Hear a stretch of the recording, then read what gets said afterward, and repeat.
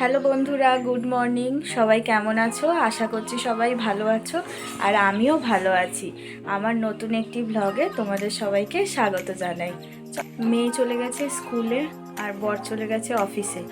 তো এবার ওরা দুজনেই চলে গেছে, আমার সকালের যুদ্ধটা মিটে যায় আর কি। ওরা চলে গেলে সকালে উঠেই তো রান্না করতে হয়, বুঝেছেন। বর অফিসে টিফিন নিয়ে যায়, মেয়ে টিফিন নিয়ে যায়, তো সেই যুদ্ধটা গেছে। এবার নেক্সট ধাপ শুরু হবে আর কি। ও, আর একটা কথা আজকে বলে রাখি, আজকে আমার বরের জন্মদিন।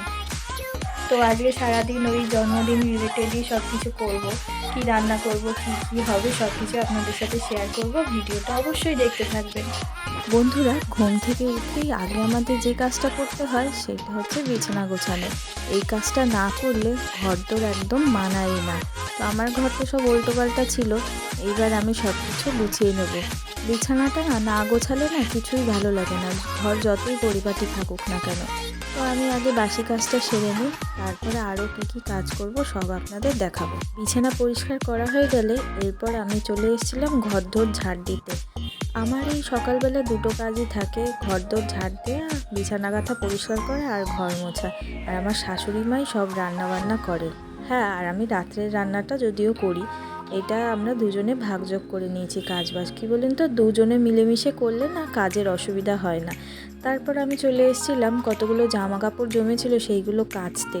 তো যেদিনই আমি কাচবো ভাবি সেই দিনই হচ্ছে মেঘ করে, জানি না কেন। তারপর ওইদিকে কাজবাজ ছেড়ে চলে এসেছিলাম জলখাবার খেতে। জলখাবারে মা করেছিল সোয়াবিন আলুর তরকারি আর রুটি। আমাদের জলখাবারে বেশিরভাগ রুটিই খাওয়া হয়, আর এই সোয়াবিন আলুর তরকারিটা মা দারুণ করেছিল, খেতে খুব ভালো লাগছিল। তো চান করে চলে এলাম। এখন গরমকাল তো, তাই একটু সকাল সকালই চান করে নিই। কী বলুন তো, গরমকালে না কাজ করে খুব ঘাম হয়ে যায়, তো মনে হয় কখন চানটা করবো। তো চান ঠান করে এখন আর কোনো কাজ নেই, সংসারের সব কাজই হয়ে গেছে। এখন একটু এই ভিডিও এডিটের কাজ আছে, সেইগুলো করব। তো আবার পরে দেখা হবে। হ্যাঁ, একটা জিনিস এনেছি। কি এনেছো? দাঁড়াও দেখা।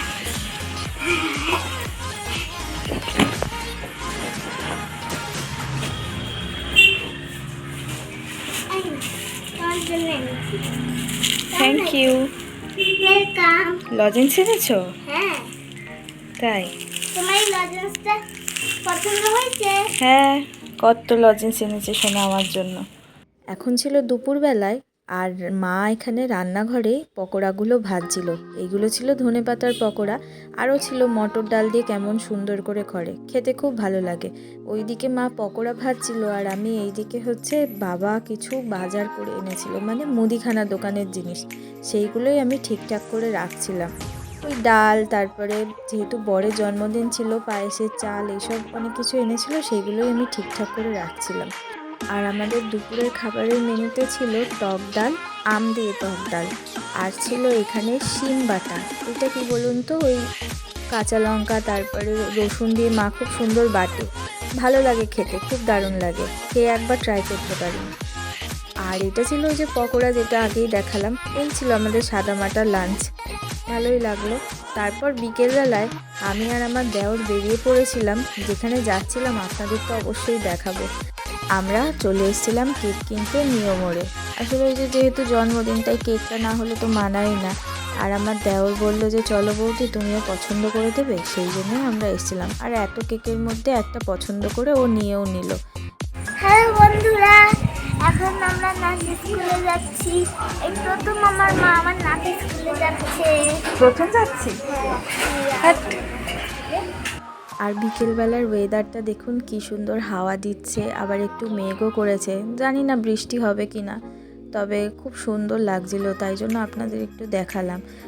নাচের স্কুল থেকে এসে দেখি যে মা এখানে পায়েস বসিয়ে দিয়েছে। মা কিন্তু পায়েসটা দারুণ করে।